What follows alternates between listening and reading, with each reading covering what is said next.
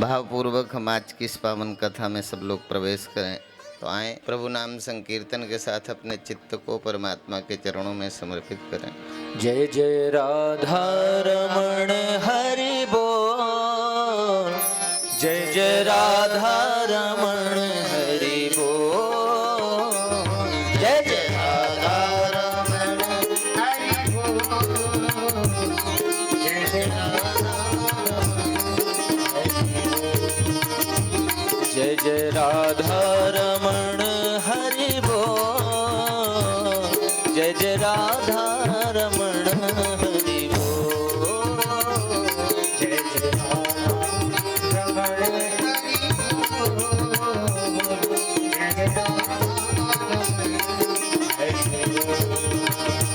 जय जय राधा रमण हरि बोल, जय जय राधा रमण हरि बोल, जय जय राधा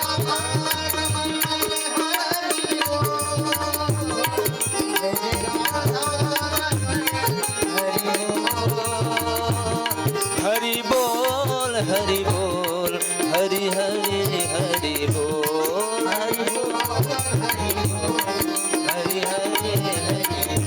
जय जय राधा रमण हरि बोल रे, जय जय राधा रमण हरि बोल,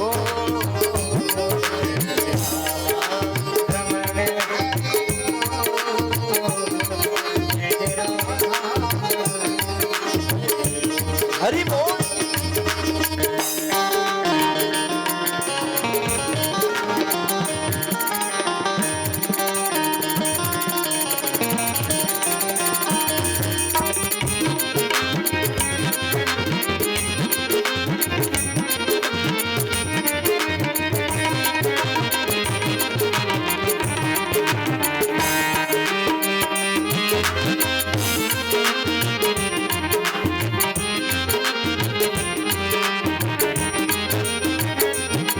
अखियन काजल मृग झोना सो, अखियन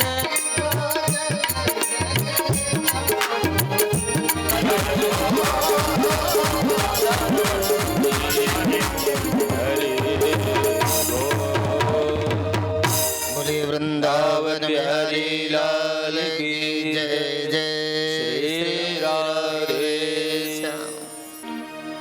आज तो पुराण पुरुष का प्राकट्य है। आज भागवत में भगवान का प्राकट्य हो, हम सबके जीवन में भगवान का प्राकट्य हो। जिसके जीवन में, जिसकी बुद्धि में, जिसकी याद में भगवान होते हैं, वो कभी पापी नहीं हो सकता, उसे पाप छू भी नहीं सकता, क्योंकि तो उनके स्मरण से जन्म जन्मांतर के पाप नष्ट हो जाते हैं। अर्थात जिनके जीवन में भी परमात्मा की स्मृति है, वो फिर कभी पापी नहीं हो। पापी वह है जिनके जीवन में गोविंद का स्मरण नहीं। पाप वहीं से शुरू होता है जहाँ से भगवान हमारी बुद्धि में गायब हो जाते हैं। जब तक हमारी स्मृति में भगवान है, हम पापी नहीं हो सकते। पापों का परिमार्जन करने वाले का स्मरण फिर पाप कैसे? गोविंद का नाम ऐसा जन्म जन्मांतर के पाप जिनके स्मरण से कटते हैं, वो फिर इस जन्म में पापी कैसे हो सकता है? पाप तो उगते ही तब हैं जब हमारे जीवन में गोविंद नहीं होता। और जीवन के क्षेत्र में आपने देखा कोई कितना सफल हो जाए, पर गोविंद से अधिक नहीं होता। गोविंद की तो चर्चा छोड़ दो, गोविंद के स्मरण करने वाले भक्तों के सामने भी वो बौना होता है, छोटा होता है। और आज छोटे से भक्त प्रहलाद के सामने आज उसका पिता बौना पड़ गया, छोटा पड़ गया। विशाल काय शरीर को प्राप्त हिरण्यकश्यपु बार बार प्रयत्न करता है कि किसी भी तरह से प्रहलाद को मैं मार दूं, क्योंकि विष्णु का स्मरण करता है। तो जलते हुए आग में फेंक देना, तेल में डाल देना, पहाड़ से फेंक देना, विषैले विषधर सर्पों के बीच फेंक देना, मारने के सारे प्रयत्न करने के बाद भी भक्त प्रहलाद का कुछ नहीं बिगाड़ सके हिरण्यकश्यपु, और स्वयं अमर होने का वरदान प्राप्त करने के बाद भी मृत्यु से नहीं बच सके। अर्थात जो मृत्यु से इतने प्रयत्न के बाद यदि हिरण्यकश्यपु नहीं मृत्यु से बचे, तो हिरण्यकश्यपु का जीवन हम सबको संदेश देता है कि इस जगत में मृत्यु से बचना संभव नहीं है। इतने प्रयत्न के बाद जो नहीं बचा, हम कैसे बच सकते हैं? और जो इतने विशाल योद्धा के समक्ष खड़ा होके एक नन्हा सा बालक यदि नहीं मरा तो वो कौन सा था? दोनों ही संदेश हैं। एक छोटा सा बालक प्रहलाद है, गोविंद का स्मरण करता रहा तो हिरण्यकश्यपु चाह के भी नहीं मार सका। और इतनी शक्तिशाली होने पर भी ऐसी सिक्योरिटी जो विश्व में शायद किसी मानव को मिली हो आज तक, भूतो न भविष्यति, आगे भी कभी मिलेगी किसी नेता को कि नहीं मिलेगी? भाई आप 6 लेयर 7 लेयर Z+, अलग अलग श्रेणियों की बहुत सारी सुरक्षाएं हैं जो प्रधानमंत्री को, राष्ट्रपति को, ट्रम्प आदि को मिलती हैं। उनसे भी बड़ी सुरक्षा, उनमें भी क्या दिन में न मरूं, रात में न मरूं, अंदर न मरूं, बाहर न मरूं, अस्त्र से न मरूं, शस्त्र से न मरूं। जो सृष्टि का निर्माता है, जिसके बिना संसार नहीं है, ऐसा मानता था तो ब्रह्मा जी से कहा तुम्हारी बनाई दुनिया में किसी से भी मेरी मौत ना हो, तुम्हारी बनाई दुनिया में ना हो, और इस वर्ष के 12 महीने हैं, इन 12 महीने में मेरी मौत ना हो। ऐसी सिक्योरिटी जो सुरक्षा गार्ड दिखाई तो नहीं दे रहे पर सुरक्षा बहुत कड़ी ले ली है उसने, और इतनी सुरक्षा प्राप्त की है कि उसे अब मृत्यु का भय नहीं रहा। उसे लगा मैं तो विष्णु को भी खत्म कर दूंगा, भगवान से द्रोह कर बैठ। केवल तपश्चर्या शुभ फल देती ऐसा नहीं है, तपश्चर्या में भी यदि भावना आपकी अच्छी नहीं है, पवित्र नहीं है, तो तपश्चर्या भी गर्त की ओर ले जाती है जीवन को। और हिरण्यकश्यप को लगे इतनी तपश्चर्या करने के बाद भी क्या किया, भगवान से द्रोह कर बैठा, और भगवान से द्रोह किया तो मृत्यु को प्राप्त हो गए, भगवान से प्रेम किया तो अमर हो गए। मरने के बाद जो सुखदेव जी महाराज राजा परीक्षित को संदेश देते हैं, बोले जीवन में 3 चीजें हैं, एक है भावद्वैत, क्रियाद्वैत और द्रव्यद्वैत। भावद्वैत का तात्पर्य है कि हमारे जीवन में विचारों की एक रूपता हो। हम अपने लिए तो सब कुछ अच्छा अच्छा सोचते हैं, पर पड़ोसी का कभी अच्छा हो। पहले लोग क्या थे, अभी भी कुछ लोग उनमें बचे हैं इस दुनिया में जो मंदिर भी जाते थे, जो यज्ञ में भी जाते थे, तो पहले ये प्रार्थना करते थे कि भगवान पड़ोसी का बालक है वो सुखी रहे, उसके पीछे हमारा भी सुखी रहे, पड़ोसी संपन्न हो, उसके पीछे हम भी संपन्न हो, हमारे पास भी धन। सारी सुख सुविधाएं पहले पड़ोसी के लिए मांग लेता था, उसके पीछे अपने लिए मांगता था। जो सबके लिए मांगता है पीछे अपने लिए, यही तो है देवता। जो दूसरों को देने लग गया समझ लो देवता हो गया, जो किसी को देता नहीं वो देवता किसका? देवता का अर्थ ही है जिसके जीवन में देना आ गया, समझ लो उसके हृदय में देवत्व प्रकट हो गया। दैवत्व कब आया? जब हम देने के लिए तत्पर हुए, कुछ भी प्रेम दें, सम्मान दें, अर्थ है तो अर्थ से किसी अच्छे कार्य को सहयोग दें, हमारा देना अर्थ है। अर्थात देना से ही देवता बना है। देवता कौन? जो कुछ न कुछ देते हैं। जैसे सूर्य क्या देते हैं? यदि सूर्य हमें ताप न दें, सूर्य धूप न दें, तो क्या जीवन स्वस्थ रहना संभव? यदि पवन देव वायु को न चलाएं, तो क्या जो सब कुछ हम खा पी रहे हैं, श्वास ले रहे हैं, ऑक्सीजन मिल रही है, तो क्या जीवन रहे? अग्नि यदि अपनी उष्णता से हमारे भोजन आदि को पकाए नहीं, एक अग्नि है जो भोजन को पकाती है, एक अग्नि है जठराग्नि। जठराग्नि मतलब जो पेट के अंदर है, जो पेट में गए हुए भोजन को पचाती है। यदि अग्नि ऐसी उदार ना हो और हमारे काम ना आए तो जिंदा रहेंगे ना। एक एक देवता का जीवन देखो, सब कुछ जो किसी दूसरे को देते, इसलिए देवता और गुरु, भगवान और गुरु। इसलिए गुरु संत कौन है? जो अपने दुख को लेके, अपने सिर दर्द को पकड़ के बैठा रहे, उसी का नाम साधु है ना। जो पर दुख से द्रवित होता है उसका नाम साधु है। इसलिए अच्छा काम है आप कहीं लकर, जरूरी थोड़ी है कि अखंड परम धाम में ही दान देकर आप पुण्यात्मा होंगे। अच्छा काम है, पुण्यात्मा तो आप जहां भी करेंगे वहीं हो जाएंगे। पर शर्त यह है कि सतपात्र दानात भवत धनाढ्यो, पर सतपात्र को दोगे तो ही पुण्य मिलेगा। चोर को तुमने दान दे दिया है, किसी शराबी को दान दे दिया है, किसी चरित्रहीन को दान दिया है, तो उससे करने वाला प्रत्येक कर्म का पाप फल भी आप बराबर के हिस्सेदार हो। इसलिए बिना जाने नहीं कि अब आप अपने मन में आया दान से पुण्य से स्वर्ग मिलता है, जहां मर्जी आई तहां कर दिया, ऐसा नहीं। हर एक पुण्य हमें स्वर्ग नहीं भेजता, कई दफा पुण्य कार्य हमें नरक तक ले जाते हैं। इसलिए पुण्य जान के करना, जैसे गुरु करिए जान के, पानी पीजिए, गुरु भी तो जान के करना है ना, सचमुच उसके अंदर वो गुरुत्व जगा है कि नहीं। गुरुत्व तो एक उनका पवित्र विवेक है, गुरुत्व तो वो है जो जगत और जगदीश को देखने का सामर्थ्य है। गुरु एक ऐसा उजाला है जो इस संसार की भवाटवी में बैठकर गोविंद का साक्षात दर्शन करा देता है, ऐसा है। इसलिए गुरु कोई व्यक्ति नहीं है, पर व्यक्ति के बिना हम गुरु को नहीं मानते। गुरु माने जब भी भगवान, इसलिए कृष्णम वंदे जगत गुरुम, भगवान जब भी भवाटवी में भटके हुए अपने भक्तों का मार्गदर्शन करने के हृदय में उनके करुणा जागृत होती है, तब किसी न किसी देह में आकर अपने भक्तों का मार्गदर्शन करते हैं, गाइडेंस, अर्थात वो हमें रास्ता दिखाते हैं, पथ दिखाते हैं, इस पथ से जाओ। इसलिए भावद्वैत का ये मतलब नहीं सम्मान मुझे अच्छा लगता है तो दूसरे को लगता ही होगा। यदि पैसा मुझे अच्छा लगता है, जो भी मुझे अच्छा लगता है, ये पड़ोसी को लगता होगा कि नहीं। मतलब हम साधु हैं, हमें तुम प्यार से बोलो ये तो हमें अच्छा लगता है, आप हमें प्रणाम करो ये भी हमें अच्छा लगता है, पर हमें याद नहीं रहता कि हम साधु हैं।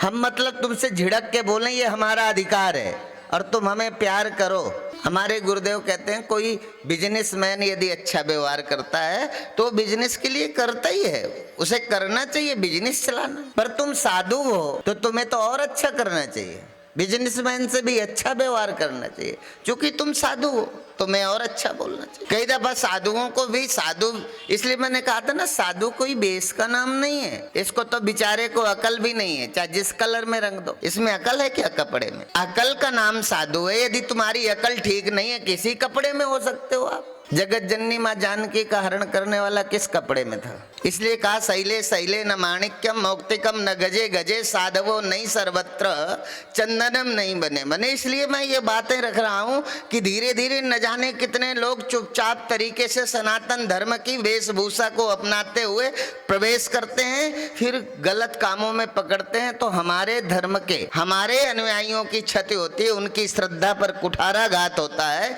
उनको चोट पहुंचती है कि महात्मा आजकल ऐसे हो गए। महात्मा बनते थोड़ी हैं, जो बनते हैं वही तो बिगड़ते हैं, महात्मा तो होते हैं। बनना क्या है, बनोगे तो बिगड़ोगे। ये तो परमात्मा ने बना के भेजा। हम तो सच बताएं, हम तो जब पढ़ाई करने गए ना संपूर्णानंद विश्वविद्यालय बनारस में, जब हम पढ़ने गए तो हमें कोई कल्पना ही नहीं थी हम साधु बने। बच्चों की संस्कृत विद्यालय के विद्यार्थी थे, इसलिए भगवत गुणानुवाद में अर्थात सदग्रंथों को पढ़ने में रुचि होती थी, संस्कृत पढ़ना आती थी, तो उसमें एक दैवत्व है ना। संस्कृत भाषा माने देव भाषा, देव भाषा में प्रेम होता है, तो उसमें एक ऐसा लालित्य था, पढ़ने में आनंद आता था, पढ़ते थे। तब कल्पना नहीं थी, तब ये थी पढ़ लिख जाएंगे तो टीचर बनेंगे, ये नौकरी लगेगी, फिर शादी होगी, दहेज में हमें भी कार मिलेगी, ठीक है ना।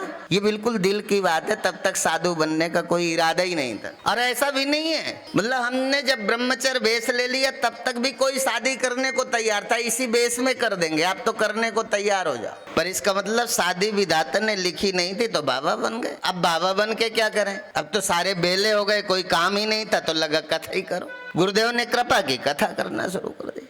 मतलब पढ़ाई करने गए थे तब कोई साधु बनेंगे, और कोई भी माँ बाप अपने बच्चे को साधु, अरे ना साधु नहीं बनेगा। जेब कतरा बन जाए कोई आपत्ति नहीं, रेपिस्ट बन जाए कोई आपत्ति नहीं, बेईमान हो जाए बन जाए कोई आपत्ति नहीं, साधु बन जाए जैसे बड़ा भारी पाप कर दिया जीवन में। पहले तो हम भी इसी ओर सोच रहे थे, जब साधु बने लगा सारी झंझटों से मुक्त हो गए। साधु बनने का सुख तो तब पता चला जब साधु बन गए। पहले तो सब पढ़ाई करके शादी ही करने के प्लान में थे, प्लान सफल नहीं हुआ। तो कोई अपने करने से कोई सफल होता है क्या। हम अपने दिल की बात 100% सच बता दिया आपको, तो अपना प्लान तो कभी सफल होता नहीं ना। और ऐसा भी नहीं था कि इतने भी गए गुजरे थे कि नहीं हो रहे थे, थोड़ा ठीक ठाक हमें भी भगवान ने बना ही दिया था। बिल्कुल ऐसा तो नहीं था हमसे जो सूरत के गए गुजरे उनकी हो जाती है तो थोड़ा तो हम ठीक ही थे ना, तब भी नहीं हुई। मतलब भगवान जब तक जो नहीं चाहते वो हमारे जीवन में कैसे। इसलिए भावद्वैतम क्रियाद्वैतम, भाव में हमें यदि सब कुछ अच्छा लगता है तो सामने वाले को भी अच्छा लगता होगा। यदि हमें कोई गाली दे पसंद नहीं है तो दूसरे को क्यों, हमें कोई डांट के बोले तो हमें अपमान लगता है, हम सामने वाले को डांट के बोलते हैं तब ख्याल कहाँ गया था। इसलिए मैं वो सारी चर्चाएं करता हूँ केवल गृहस्थ की नहीं। कई दफा साधु होने में ये अहंकार आ जाता है, हम साधु हैं, हमें डांटने का अधिकार है, हम किसी को भी डांट के बोल सकते हैं। मतलब साधु होने की यही सफलता है कि हम साधु बन गए तो किसी को भी डांट के बोल सकते हैं। तुम गृहस्थ हो तो गिड़गिड़ाते ही रहोगे। इसलिए डांटने का एक निश्चित मानक है। किस क्राइटेरिया का कोई अतिरेक करता है तो हम डांट सकते हैं। एक पिता अपने पुत्र को डांटता है पर भावना उसके डांटने की नहीं होती। रोज माँ गुस्से में कह देती है, जब किसी अपने छोटे बालक से परेशान होते, बोले जा कुआं में गिर के मर जा। यदि वो कुआं में गिर के मर जाए फिर देखो उसकी तड़प, दुख, वेदना। मरने के लिए नहीं, मरने को कह के भी उसके सुधरने की कामना करती है कि ये सुधर जाए, मर जाए नहीं। यहाँ मरने का कोई अर्थ नहीं है। उसके मन में ऐसे डांट के भी चाहती है कि ठीक हो जाए। इसलिए कथा, वो क्या करोगे कथा और क्या सुनोगे? कथा है क्या? यदि कथा जीवन के व्यवहारिक धरातल को ठीक नहीं कर सकती, कथा में जीवन के रोज उत्पन्न होने वाले दुखों को दूर नहीं कर सकते, तो फिर इस कथा का महत्व क्या था? भवाटवी में भटकते हुए मानव को सही दिशा में ले जाने का नाम ही तो कथा है। कि वंश परंपरा का याद करने का नाम कथा है। कौन किसका पुत्र था, कौन किसका दादा था, कौन दादी थी, ये याद करने से तुम सुखी हो जाओगे ना। इसलिए दूसरा जो सूत्र दिया वो था क्रियाद्वैत, अर्थात हमारे कर्म से किसी को दुख ना हो, है ना। ऐसे क्रियाद्वैत और द्रव्यद्वैत। द्रव्यद्वैत का मतलब था द्रव्य में अद्वैत, मतलब पैसे में कैसे पवित्रता रहे, उस पैसे की पवित्रता पर भी श्री सुखदेव जी महाराज ने प्रकाश डाला। पवित्रता पैसे में, ये कठिन है। पैसे की पवित्रता हमें समझ नहीं आती, इसलिए पैसे में पवित्रता हो। और वो पवित्रता है जैसा हमारे विधान में है। ये नहीं कहते कि आप हमें दान कर दो, पर अपना जो विधान है कि आप दशांश धन जो है रखो संस्कृति और धर्म की रक्षा के लिए। हमारे यहाँ एक कोई भी बड़ा आदमी है, आप चले जाओ, जिसने ये जियो फोन दिया है ना, इसके यहाँ भी एक चैरिटी है। टाटा के यहाँ जाओ, उसके यहाँ भी एक चैरिटी गोलक है। सबके पास है। वो अपने जीवन का कमाई निकाल के उसमें डालते हैं और जहाँ उनका मन करता है करोड़ों रुपए का सहयोग करते हैं। ये थोड़ी कहते हैं कि आप हमें दे दो अपना दशांश निकाल के, पर दशांश खाओ नहीं। यदि दूसरे का धन खाओगे तो कभी चैन से नहीं रह सकते। इसलिए दशांश जो है ना उसको रखो। फिर तुम्हारी समझ का जो अच्छा काम है, तुम्हें लगता है ये गरीब है, इसके पास वस्त्र नहीं है, उसे वस्त्र ले दो। तुम्हें लगता है ये गरीब है, इसके पढ़ने का धन नहीं है, एक बच्चे की फीस दे दो। हम लोग विद्यालय चलाते हैं तो एक एक बच्चे की फीस न जाने कितने लोग देश भर से गुरुदेव के शिष्य हैं वो देते हैं। अभी हमने टीन से एक गौशाला बनाई थी सिजई में। उस गौशाला में गुरुदेव गर्मी में कहीं चले गए, उनको लगा गर्मी में टीन बहुत तपती है। गुरुदेव ने संकल्प किया नहीं, अब इनको टीन में नहीं रखना, ये गौ माता को तकलीफ होती, इनको लेंटर वाला गौशाला चाहिए। तो 1000 बाई 22 फुट चौड़ा इतना लंबा एक गौशाला का निर्माण होने लगा। अब लोगों को कह दिया कि भाई एक गाय के रहने के निर्माण के लिए 11,000 रुपए दो। लोगों ने दिया और धीरे धीरे वो आज 2 महीने में लगभग, अभी हम यहाँ से जाएंगे फरवरी में वो तैयार हो जाएगा। मतलब आगे की गर्मी में उन गौ माताओं को टीन के नीचे नहीं रहना होगा, वो छत के नीचे आ जाएंगे। अर्थात ऐसे ही अपने जीवन में यदि थोड़ा सा रखोगे ना, तो कोई गरीब माँ बाप है जो समय से बच्चियों की शादी नहीं कर सकता, उसकी शादी में आप सहयोग करोगे, एक बच्ची का जीवन, एक देवी का कन्यादान अपने समय से हो जाएगा। हम तो प्रतिवर्ष करते हैं। हमने प्रतिवर्ष संकल्प बनाया, शुरू किया 51 से, तो 51 का संकल्प लिया तो उस साल हमारे पास 47 कन्याओं की शादी हुई। 3 कन्याएं, मतलब कुछ ऐसा कागज ठीक नहीं था। क्योंकि आज गणतंत्र दिवस है, देश संविधान के अनुसार कैसे चलेगा एक व्यवस्था दी गई थी इस आजाद भारत में। उस व्यवस्था के अंतर 3 लोगों को नहीं करा पाया, होते हुए भी उनके डॉक्यूमेंट ठीक नहीं थे। आगे गए तो 71 की। अभी आगे नवंबर जो आ रहा है उसमें 108 कन्याओं की शादी अखंड परम धाम द्वारा ही की जाएगी। और वो स्थान होगा उत्तर प्रदेश फतेहपुर डिस्ट्रिक्ट का वो गांव, जहां दूर दूर तक विद्यालय नहीं था। तब गुरुदेव वहां कैसे जाते थे? बैलगाड़ी से जाते थे, या बैलगाड़ी नहीं होती थी तो खड़ाऊ हाथ में लेकर पैदल जाते थे। बरसात में सीधे जाने का कोई रास्ता नहीं था, 15 किलोमीटर चलकर जाते थे। वहाँ एक कन्याओं का इंटर कॉलेज, वो बालिकाएं वहाँ इतना शिक्षा, गांव की परंपरा, बालिकाएं दूर पढ़ने नहीं जा सकती, पास में कोई केंद्र नहीं था विद्या का, तो ज्यादातर लड़कियां अशिक्षित होती थी। उन देवियों को शिक्षित बनाने के लिए वहां एक बालिका इंटर कॉलेज खोला। फिर लोगों ने कहा तो एक लड़का और लड़कियों का संयुक्त एक इंटर कॉलेज की स्थापना हुई। सन 1968 से वहां विद्यालय संचालित हो रहा है। उसी प्रांगण में, चूंकि जब विवाह होगा तो देश भर से लोग आएंगे, तो कोई ऐसी जगह हो जहां भक्तों के रुकने की व्यवस्था हो, तो वो स्कूल एक ऐसा प्रांगण जहां रुक सकते हैं लोग। अब हम साधु होके भी करते ही रहते हैं। तुमसे हम दशांश की बात करते हैं, और हम तो लगभग 100 रुपया कमाएं तो 2-1 रुपया अपने में कभी खर्च हो जाए तो हो जाए, नहीं तो पूरे ही समाज से लिया और एक जगह से लिया दूसरी जगह, अर्थात जो पैसे वाले हैं उनसे धन ले लिया, जो गरीब हैं उनके काम में लगा दिया। तो हमारे जीवन में पवित्रता कैसे आएगी? पवित्रता तो तब आएगी ना जब हम उदार होंगे, हम देवता बने, दैत्य नहीं। इसी क्रम को कथा ये है, कथा है जीवन का सार, कथा है कैसे हम जिए परमात्मा के नजदीक। इसलिए दगा किसी का सगा नहीं है, दगा किसी का सगा नहीं है, ना मानो तो कर देखो। जिसने जिसका दगा किया है उसके जाके घर देखो, जिसने जिसके साथ कुछ बुरा किया है उसका देखो। पर चूंकि बुरे का परिणाम तुरंत नहीं मिलता, इसलिए लगता है, पर ये तो जन्म जन्मांतर तक हमारे पीछे कर्मानुगो गच्छत जीवे का जो भी हमने बुरा किया है वही तो है, वो सब हमारे पीछे चलता रहता है और तब तक समय समय से हमें दुख देता है। धरती में पड़ा हुआ बीज रोज थोड़ी उगता है, अपने अपने मौसम के अनुसार वो खरपतवार उग जाता है जमीन में। ऐसे ही हमारे अच्छे और बुरे कर्मों का परिणाम तुरंत नहीं मिलता, वो जमीन में उस बीज की तरह पड़ा है, अवसर मिलते उगेगा। यदि बुरा उग गया तो रोगे, अच्छा उग गया तो प्रसन्न हो जाओ। तो अच्छा उगेगा या बुरा, बीज तुमने डाला है। इसलिए तुम मनुष्य एक ऐसा है जो अपने कर्म बीज भविष्य के उदर में पड़ा है, कब उगेगा, इसलिए अच्छा अच्छा बीज डालो ना। जब उगे तब उस पेड़ की छांव के नीचे बैठ करके शांति हो, तृप्ति हो, आनंद हो, है ना। तो अच्छा बीज बोगे। अब पेड़ बोए बबूल का तो आम कहाँ से खाए, बबूल का वृक्ष बोगे, फिर पड़ोसी आम खाते दिखेगा, तुम्हारे मन में भी लगेगा आम खाएं, कैसे खाओगे। फिर भगवान को कोसो कि हमारे हिस्से में तो तूने बबूल दे दिया, सामने वाले को तो आम दे दिया, अपनी छाती पीटो। वो क्या देगा? काऊ न को सुख दुख कर दाता, निजकृत कर्म भोग सब रात। उसने थोड़ी दिया है, तुमने जो बोया है तुम्हारे सामने आया है, हमने जो बोया है वो हमारे सामने आया। इसी क्रम को आगे बढ़ाते जब अष्टम स्कंद में प्रवेश करते हैं, तब श्री सुखदेव जी महाराज राजा परीक्षित को मनमंत्रों की कथा सुनाते हैं। बोले मनमंतरम मनुर्देव मनुपुत्र सुरेश्वर ऋषयोर सावतारश्च हरे षड्विधमुच्यते। तब श्री सुखदेव जी महाराज कहते हैं कि जब समाज में धर्म और मर्यादाओं के नैतिक मूल्यों का अभाव